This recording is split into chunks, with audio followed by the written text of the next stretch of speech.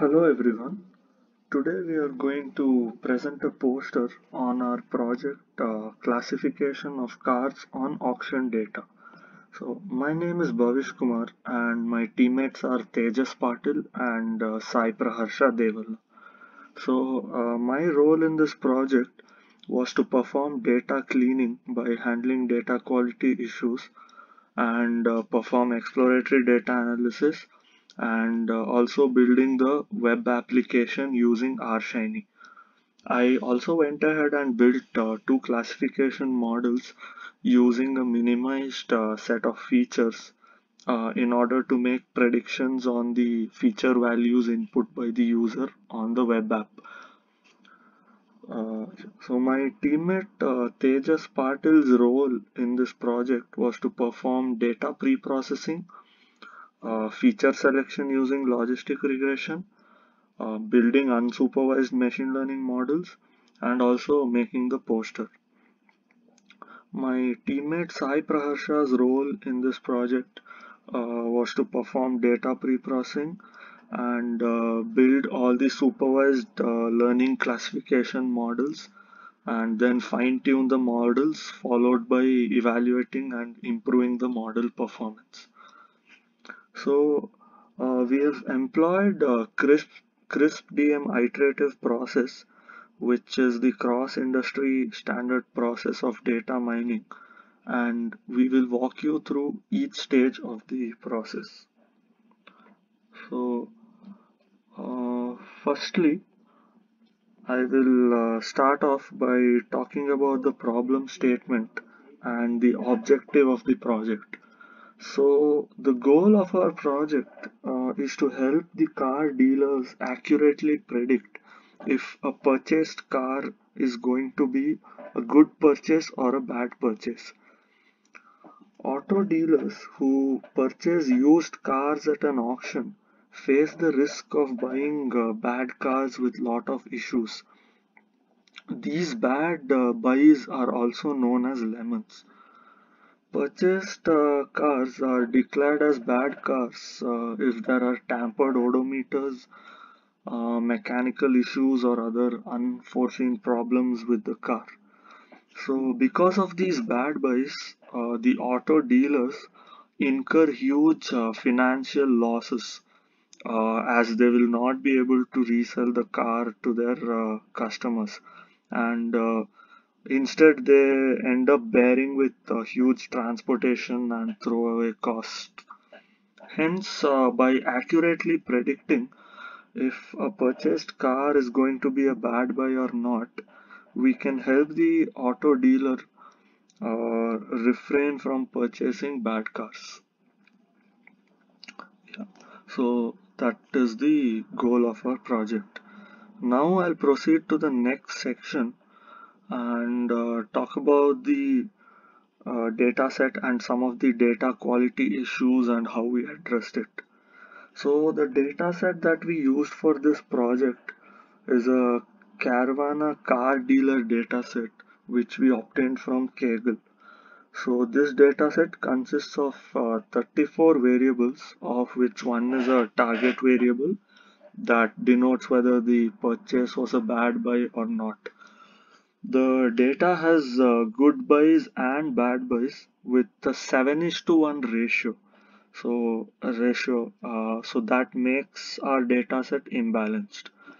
Now coming to the data quality issues, we observed two main issues with our data, which are missing values and outliers.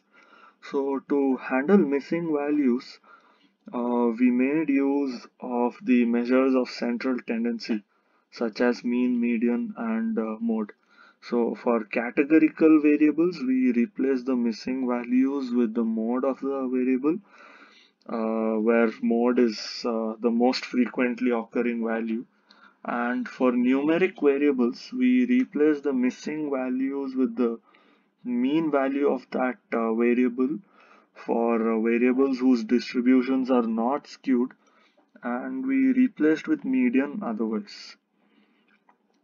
So, imputing with mean median mode may not be the most accurate imputation, and it may induce bias in the data and also in the estimates produced by the model.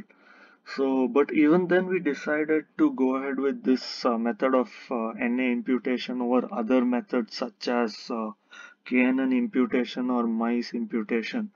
Mainly because this method is computationally inexpensive and works very fast in comparison to other complex methods such as KNN or MICE imputation. And so, especially when dealing with large data sets like ours, this was found to be the most efficient way of imputing NS. So next, we used the z-score approach to identify outliers in numeric variables and treat them. So since algorithms such as k-means clustering and k-nearest neighbors are sensitive to outliers, so winsorizing these outliers was necessary.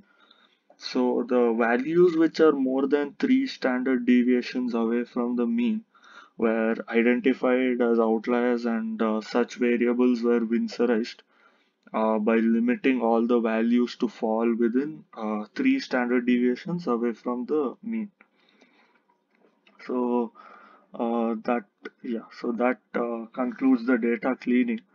And now after data cleaning, we went on to perform exploratory data analysis in order to identify trends and patterns in the data and to identify potential effects that each variable can have on the target variable. So one very insightful analysis bar graph that we obtained is shown in the poster here.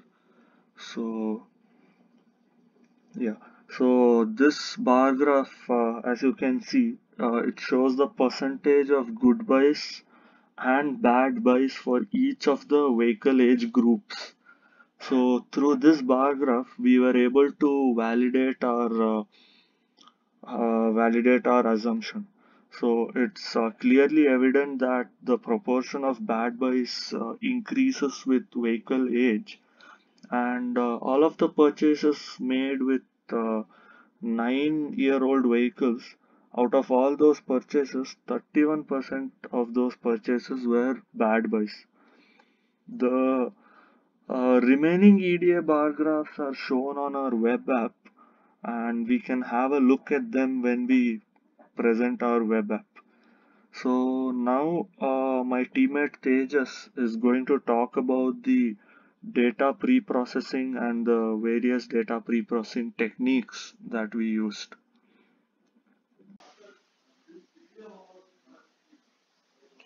Hi, I'm Tejas Patil, and today I'll be talking about data pre-processing. After treating the data for NAs and outliers and removing the redundant variables from the data, we were left with 26 variables and nearly 73,000 observations. Exploring the data variable showed us that our data is highly imbalanced, and dealing with that is the biggest challenge that we had to face while working on this project. From here, I'll tell you about how we prepared the data for modeling and what techniques we use to deal with the imbalance problem. First task was to reduce the number of categories. The structure of categorical variables showed that few categorical variables were having large number of categories. To name a few, the variable model, which represents the model of a car, had 1063 different categories. Variable submodel had 863 different categories, and so on. But when we observed the frequency count of all the categories of those variables, we found out that most of the categories had a count of less than 100. Now, the total observation count of our data is 73,000. The values occurring less than 500 number of times are very specific to an observation and cannot be generalized. Hence, we decided to group all the categories with count less than 500 into a single category called other. The operation was performed on total of 5 variables. They were model, submodel, trim, which is the total number of features that a car has, VNST, the state where the car was purchased, and make, the manufacturer of the car. But we still had 26 variables in our dataset, and we did not know if all those variables are important with respect to the target variable. Hence, we use some feature selection techniques to see if we find some redundant variables. The first feature selection technique we used is to perform a chi-square test of independence. This test was used to find if there is any relation between target variable and all other categorical variables. Just like we use correlation test to find relation between two numerical variables, chi-square test is used to find relation between two categorical variables. Our null hypothesis will be that two variables are independent, and alternative hypothesis will be that two variables are dependent. It plots the contingency table between target variable and every other categorical variable. We get the observed count for every combination of categories between the two variables. Similarly, we calculate the expected count for every combination and build an expected values contingency table. Using these values, we calculate the chi-square value, which in turn helps in calculating the p-value. We observed that color variable and top 3 American name variable had a p-value of 0.29 and 0.336 respectively. Since their p-value is more than 0.05, we cannot reject the null hypothesis that these variables do not affect the target variable. For all other variables, we reject the null hypothesis. Second technique we used is running a basic logistic regression model over the car dataset. Since ours is a binary classification problem, we can get an idea of variable importance from the summary of this model. After we ran the model, two things were observed. First, logistic regression produces a binary variable on its own for every category in a factor type variable. Second, all the binary variables created out of model and submodel variable have a higher p-value and does not contribute in explaining the variance. Also, from the domain perspective, it makes sense to remove these variables as a car of typical model or submodel will have very less effect on predicting if a car is a bad purchase or a good purchase. After that, we were left with 22 variables in our dataset, which were a combination of numerical and categorical variables. For further data processing, we need to convert those categorical variables to numbers. Hence, using one-hot encoding, we create dummy variables for all the categories and delete the original factor variables, since now we do not need them. We will be performing sampling on our dataset, so we need to save a piece of dataset as test data. This must be done to provide leaking of information from trained data to test data. Hence, we create an 85-15% partition for train and test data. We create a partition with respect to the target variable so that it works like stratified sampling, and the bad buys, that is the ones in the target variable, are divided respectively in both the data. Note that we are assigning 85% of the observations to train data because of the smaller number of observations of bad buys. The cars that turn out to be a bad buy are very rare and precious data points, and we want our model to have enough bad buy observations so that it will correctly be able to predict over the test data. Now, we keep aside the test data and focus on the trained data, like holdout method. Remember that our dataset is highly imbalanced. To deal with this problem, we had to perform sampling so that we had enough number of observations for both classes in our target variable.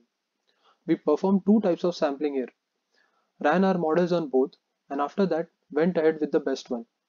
First, I'll briefly introduce to failed sampling and then one which we decided to keep. First, SMOTE, that is synthetic minority oversampling technique. Usually, when a data set is imbalanced, we perform either undersampling or oversampling. But recent discoveries have shown that for fraud detection datasets, which is pretty similar to our dataset, SMOTE performs better than undersampling and oversampling. Hence, we used hybrid sampling, which is a combination of under and oversampling. We oversampled the minority class observation and undersampled the majority class observation, such that our training dataset had 35,000 observations with a 50-50 split between bad buys and good buys. Smoot uses k-nearest neighbor method to generate the synthetic observation for oversampling. As expected, when we built the model, we got excellent results with accuracy more than 85% and recall more than 65%. Unfortunately, the results did not replicate on the test data. The recall was still the same, but accuracy drastically changed, which was a clear indication of overfitting. Hence, this option was rejected. After that, we decided to go with undersampling the majority class. Hence, we reduced the number of observations of our majority class, that is zeros, so that our target variable will be balanced without oversampling the minority class, that is the ones. This process left us with more than 15,000 observations in our training dataset. We realized that we were losing a lot of data, but this was the technique that gave us the smallest generalization error on test data. Hence, we decided to go ahead with that. Perhaps in future, we might be able to sample the data without losing much of the information. Moving on, we use standard scaler on the sample data to scale all the numerical variables to the same range so that all variables can contribute to prediction. This process was done especially for distance-based algorithms like k-nearest neighbors. By now, we had our data ready for all the classification algorithms. Next step is crafting the data for unsupervised learning model. In this project, we'll be using k-means clustering to find the natural groups that exist in our data. K-means clustering does not work well with large number of dimensions. In this data, due to large number of dummy variables, data has large number of columns. Hence, we perform principal component analysis to reduce the number of dimensions without losing much of the information from data.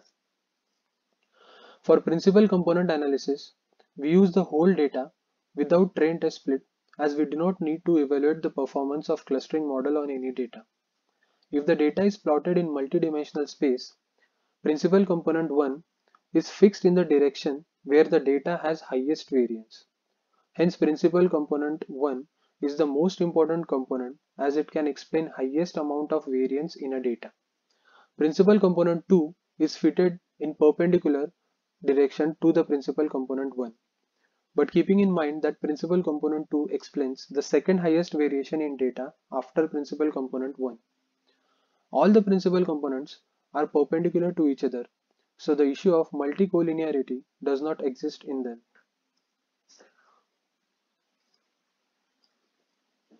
This graph here tells us how much variance each principal component explains individually and combined.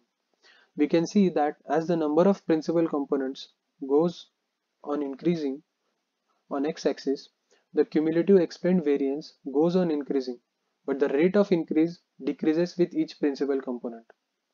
Out of the total components, first 65 principal components explain 90% of the variance in our data, which can be seen at this intersection point. Any value of explained variance above 80% is considered as good amount. Hence, we decide to go ahead with 65 principal components in our data for clustering. Since we'll be providing this data to the distance-based algorithm, we need to scale all the variables to same range again. Hence, we'll be doing normalization over all the principal components. Finally, processing the data for association rules mining. For association rules, we do not need a test data. We need a data which has only categorical variables. We could just eliminate the numerical variables, but again, that will lead to data loss. Instead, we thought of grouping all the numerical variables to categories. We observed in exploratory data analysis that all the numerical variables follow either a normal distribution or a flat distribution. Hence, we made a function that will categorize the variable by assigning numerical value to their respective quantile, where each quantile will be a category. Lastly, converting the data frame to transaction matrix, as a priori algorithm does not work with the data frame. And that concludes the pre-processing of our data. Now moving on to model performance. First model is clustering. We have used k-means algorithm for clustering. K-means is a partitional type of clustering algorithm. It means that we must define the number of clusters prior to running the model. To know the optimum number of clusters beforehand, we need to check the model with all the cluster numbers and calculate the sum of squared errors. These values we plot on a graph. That graph is known as elbow curve, which you can see here. A sharp bend in the curve signifies a drastic decrease in reduction of sum of squared error. That point is the optimum number of clusters. We observe that for our data, 4 is the optimum number of clusters. Centroids for every cluster are assigned randomly at the beginning and, based on the distance, gets updated after every iteration. We specify maximum iteration for our model to be 100, which should be sufficient for the centroid points to attain their best position. The second graph shows the two-dimensional representation of data points grouped into 4 clusters after we ran the model. Next, we'll talk about the a priori algorithm. This algorithm mainly works on two hyperparameters, support and confidence. Support is the ratio of number of times the LHS and RHS occurred together divided by the total number of observations, while confidence is the ratio of number of times LHS and RHS occurred together divided by the number of times only LHS occurred. Paying close attention, we observe that both of these values do not consider the proportion of RHS with respect to the total number of observations. Hence, we have to consider a parameter that accounts for support, confidence, and the proportion of RHS values. That parameter is lift. Lift is defined as the confidence divided by the support of RHS. That is, if we consider the fact RHS can be associated with variables other than LHS as well. If the value for both lift and confidence is high, we technically consider these rules as most interesting and significant rules. The first graph here is a scatter plot after fine-tuning the model. Hence, it has only the higher values for confidence on y-axis and for support on x-axis. The color scale here represents the lift, which is the most important parameter. Now, based on hyperparameter tuning, we consider these rules to be most interesting. This is a paracord plot. Based on these rules, decided by support and confidence, this paracord plot tells us like what variables are most important in deciding whether that car will be a bad buy. These rules are plotted only for car to be a bad buy. That's it for a priori algorithm, and now my friend Prarsha will take over to explain about the classification and regression models. Hi, I'm Prasha. Today I'm going to discuss about the different types of classification techniques we used for this project. As the data we are using is an imbalanced data set, we are using techniques like SMOT algorithm to oversample and undersample the data. The data is split into test and train, then applying the SMOT algorithm on the trained data so that we do not bleed the information to the model when we use oversampling method. So initially, we have oversampled the minority class and undersampled the majority class. The model is doing good on the trained data, but doing worse on the test data. This is due to the overfitting caused by the oversampling of the minority class. So we had to get rid of the overfitting issue. Finally, we ended up with the solution of just undersampling the majority class without oversampling the minority class. We have used k-means clustering algorithm and 3 different classification algorithms. As my teammate already discussed about the clustering model, I would like to talk about the 3 different classification models used here. The metrics used to evaluate these models are accuracy, recall, precision, and AUC scores. The first algorithm used is k-nearest neighbors. This is the distance-based lazy evaluation algorithm. Considers the class of k nearest training data neighbors of a test data point to classify every test data point. The number of neighbors to be considered k is the hyperparameter that can be tuned.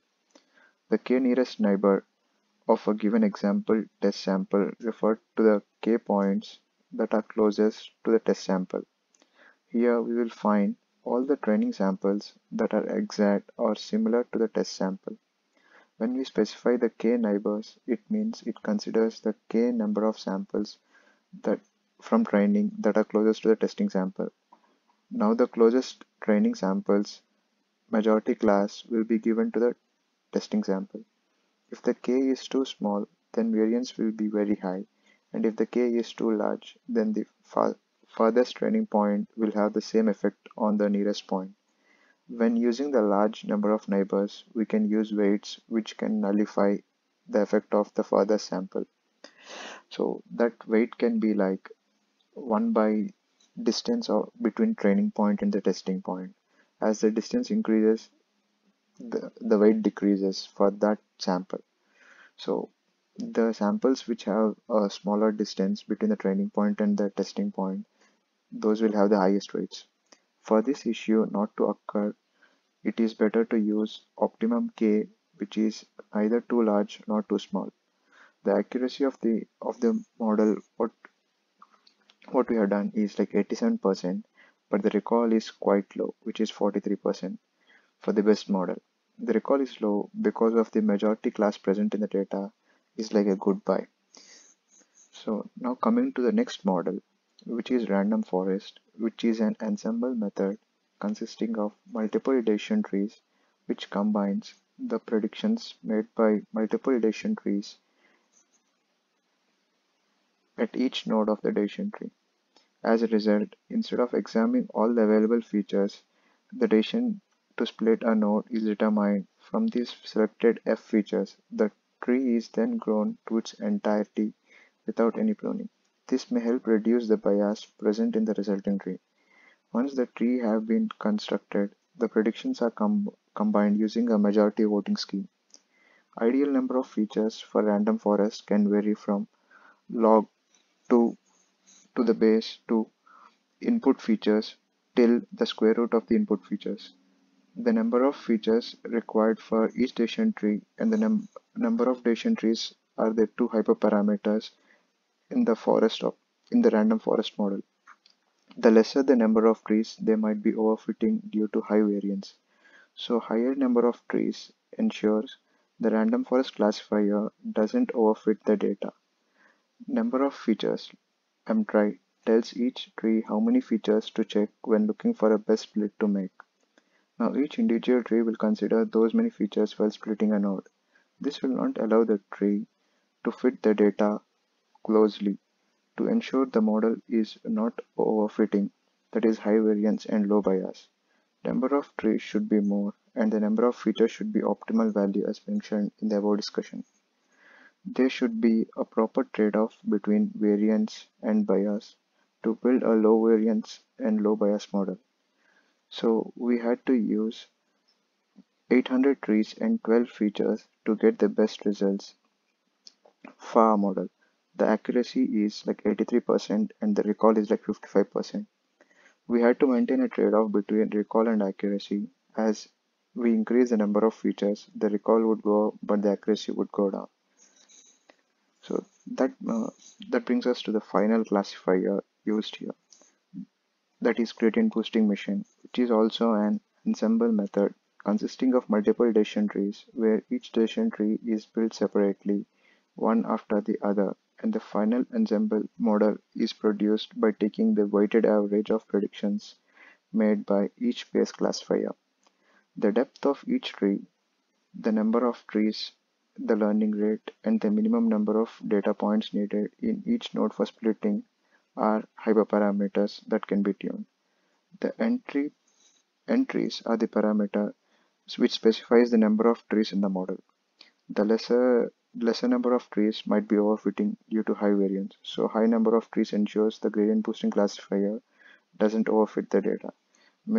Max features tells each tree how many features to check when checking for the best split to make. Now each individual tree will consider those many features while splitting a node. That brings us to the next hyperparameter, learning rate. And this is a technique to slow down the learning in the gradient boosting model. That is, it will apply a weighting factor for the correlations by new trees when added to the model. Higher values of learning rate for the model tend to overfit. The learning rate with lower values will not allow the tree to fit the data closely. To control overfitting, high variance and low bias, increase the number of trees, increase the minimum number of features required in a node, and make the learning rate as small as possible. After fine-tuning hyperparameters, we had to use 1400 trees and 0.01 as the learning rate, 10 minimum leaf nodes, and 12 features to get the best model out of it. The accuracy is 82% and the recall of the model is 51%. We had to maintain a trade-off between recall and accuracy here as well. As we increase the number of features, the recall would go up, but the accuracy would go down. As you can see from this model comparison chart, like the KNN has the best accuracy but has the first recall. So, but the random forest performs has a high, very good recall. So, it's better to use the random forest while predicting whether a car is a good buy or not. In this case, as like we need here, here we need to have a higher recall so that we don't want to predict any bad buy as a good buy.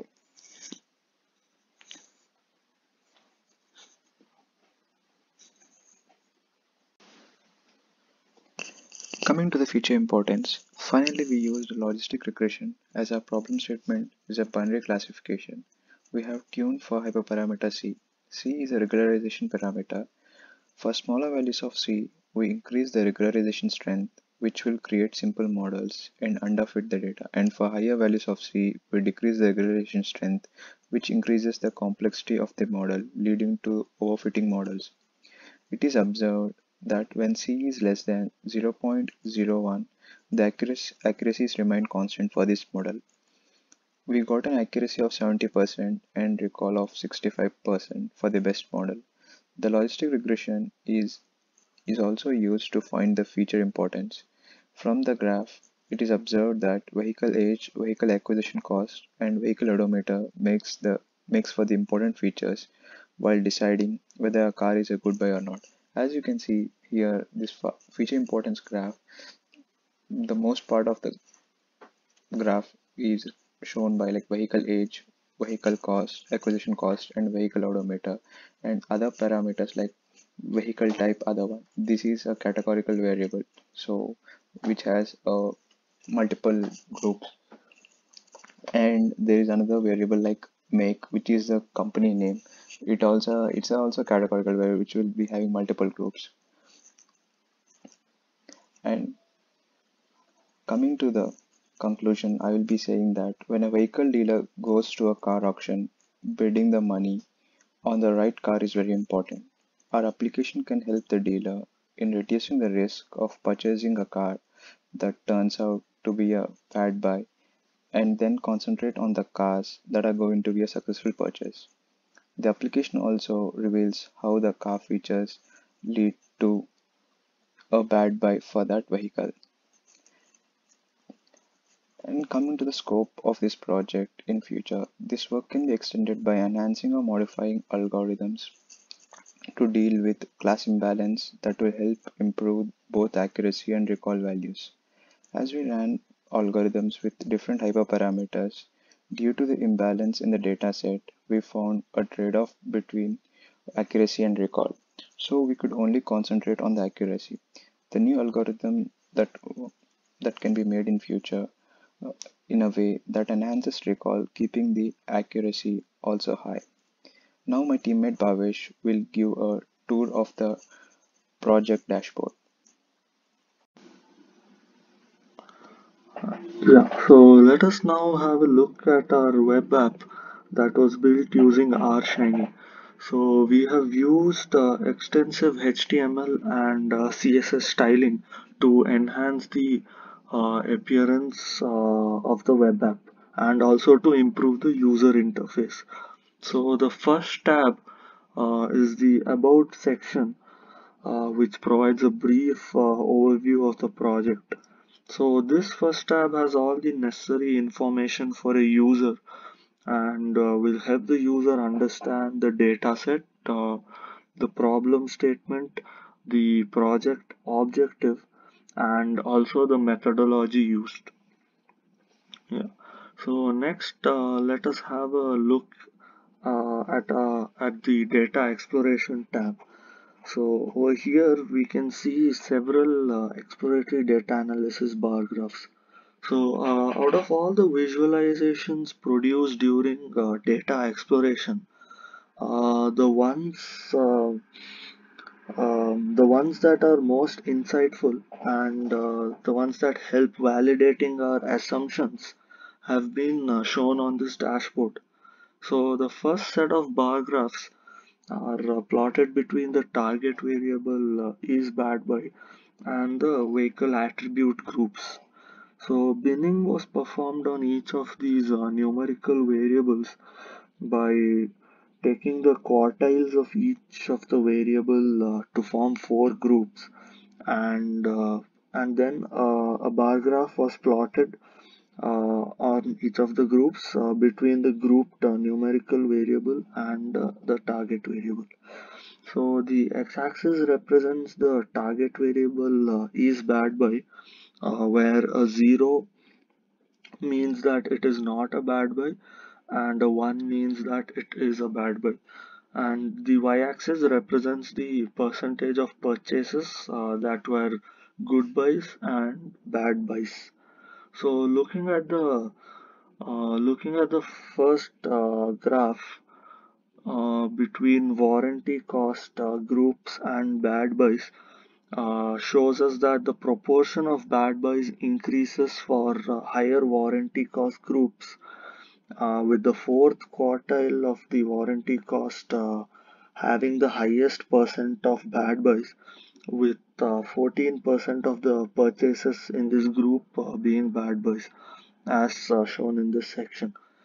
So similarly, we can observe the trend for other variables as well by selecting them from using this drop down.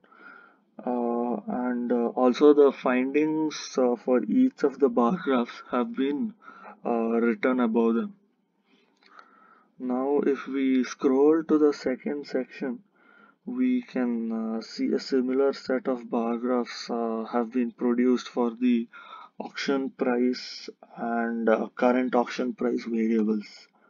So the corresponding findings for each of the bar graph have been written above the plot.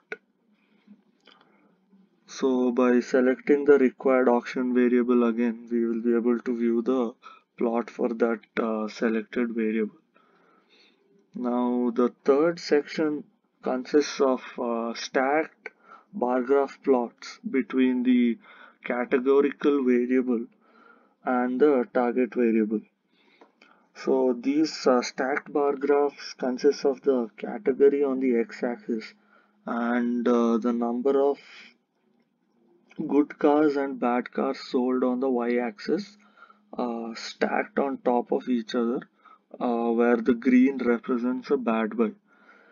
So in the first stacked bar graph for the wheel type variable, we can observe that the wheel type other has a high proportion of bad buys. Similarly, we can view the stacked bar graph for the state variable as well, and the finding for that plot also has been written above it.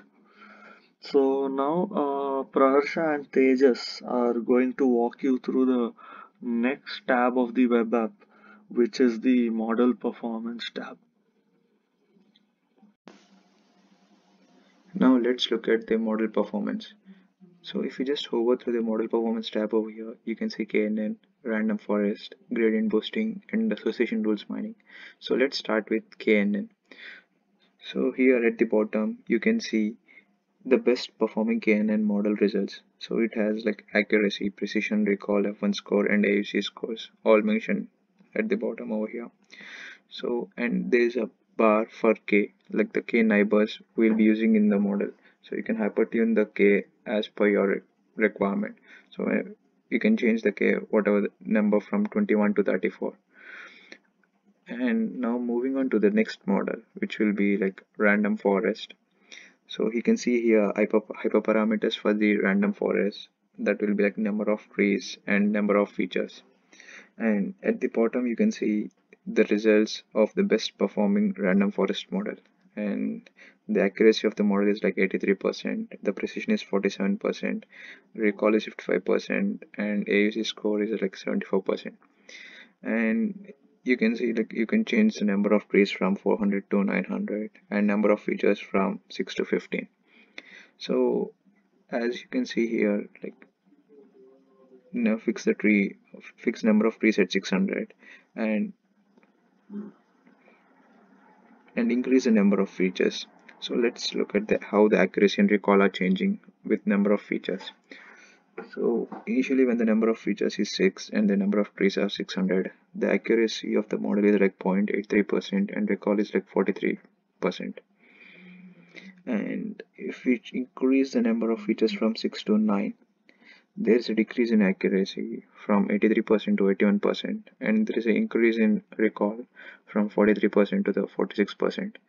So let's increase from 9 till to 12, and you can see there is a further decrease in accuracy and increase in recall. So here there is a trade-off going on between the accuracy and recall when we increase the number of features. So we have to keep that in mind when tuning the model. So the uh, the number of features used and the number of trees should be be optimum. And now moving on to the next model, which will be like gradient boosting. So here you can see at the bottom again the best performing gradient boosting model results. The accuracy is like 81%, precision is like 35%, recall is like 54%, and F1 score and AUC scores are like 42 and 73%. So here you can the learning rate and min samples leaf are kept constant. The learning rate will be like is at 0.01 and the min samples leaf is like 10. We fix this because as this gives the best model performance when we alter the other two hyperparameters, that is the number of trees and the max depth. Even here you can see like by fixing the number of trees and changing the max depth. Okay, if we can see when the number of trees is 1000 and max depth is at 5, the accuracy of the model is like 0.84 and recall is like 0.38. If we increase the depth from 5 to 6, there is a increase in recall, uh, but there is no change in accuracy. So let's furthermore increase the max depth from 6 to 7. There is a decrease in accuracy and increase in recall. So if we put the max depth to 8, the accuracy has been decreased like 0.79 and the recall is like 0.49. So here also there is a trade-off between the accuracy and recall if we increase the max depth. So we should be careful when picking up the best hyperparameters for tuning the model. So, and that's all for the classification models. Now my teammate Tejas will talk about association rule mining. Hello, I'm Tejas Patil, and I'll quickly demonstrate how to work with a priori algorithm and how to interpret the rules. On the left, you can see the panel where we can change the hyperparameters for a priori algorithm. We can sort the values by either support, confidence, or lift, and we can see and inspect the rules here. We can change hyperparameters support and confidence, which will subsequently change the value of lift. Right now, a priori algorithm is tuned for the best hyperparameters with minimum rule length of 4. We observe that the cars which were auctioned in the auction EDISA were turned out to be a bad buy. All of these rules are plotted for the bad buys, like the cars that were purchased and turned out to be a bad purchase. We observe that wheel type, which is neither alloy nor cover, uh, increases the probability of car being a bad buy. If you observe the value of lift, right now the lift value is 7.43, which is the highest that we can get because the values are sorted by lift. If you observe the count, right now the count is 1024. If we increase the support to 0.02 and decrease the confidence to 0.7, we'll observe the changes in values of lift count, and we might observe the different combinations of LHS values for the respective RHS value, which is bad by equal to 1. Also, uh, we can adjust how many rules we need to print, 5 rules or 7 rules.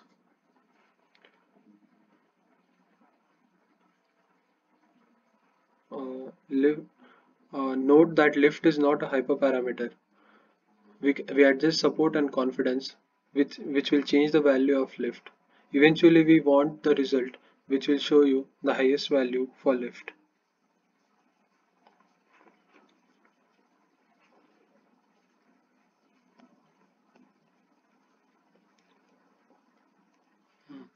Now, we can see here that the wheel type other still there in the LHS.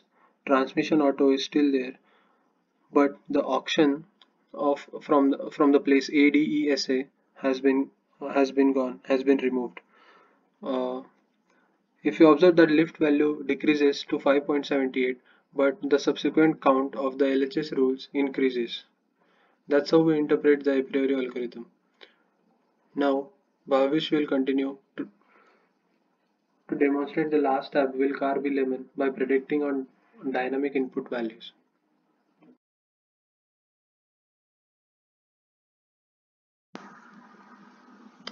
So now this brings us to the last tab of the web app, the Will Car Be Lemon tab, and this is the last section of our project as well. So in this tab, we are asking the user to enter values for these 9 variables listed below, and we are making predictions on whether the purchase is going to be a bad buy or not.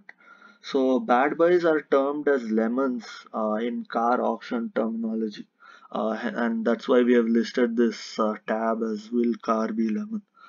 So we are asking the user to enter values for only these 9 variables and not all 26, because it's not practical to ask the user to input values for all 26 variables, and moreover it will be a cumbersome task for the user, and he or she may not be interested in doing so. Hence we have selected 9 most important features that are most significant in predicting whether a purchased car will be a lemon or not. So these 9 features were selected based on their significance, measured using their p-values obtained from the logistic regression model. So using these 9 features, we trained a random forest and a gradient boosting model. And this training was done after performing smart undersampling to balance out the training data set. So these trained random forest and gradient boosting models produced accuracies of 74% and 73% respectively, and a recall of 59% was observed. So now these trained models are then now being used to make predictions on the values input by the user. So we can see that for this predefined set of values, both the models, both random forest and gradient boosting, are predicting the output as no. So which means that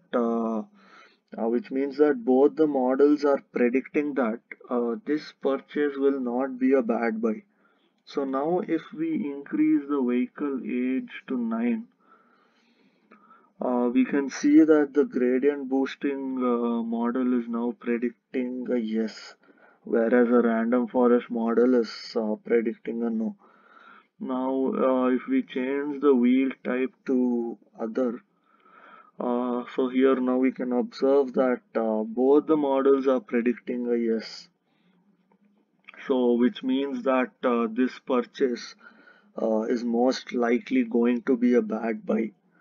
So likewise, by entering in different values for the features, the by entering in these different values, we can predict whether the purchase is going to be a bad buy or not. So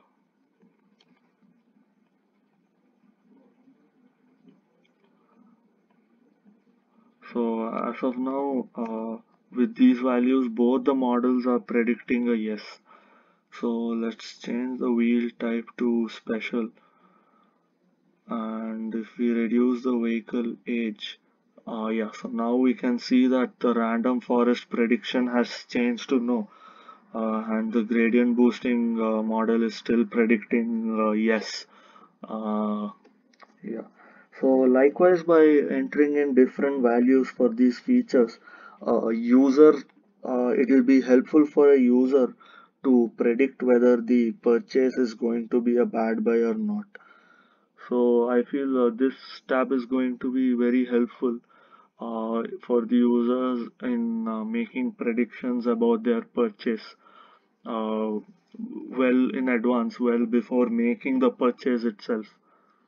So yeah, so this brings us to the end of our presentation, and with this I would like to conclude our dashboard tour as well. So thank you very much for watching this video, and I hope you found it either very interesting or useful. Thank you very much.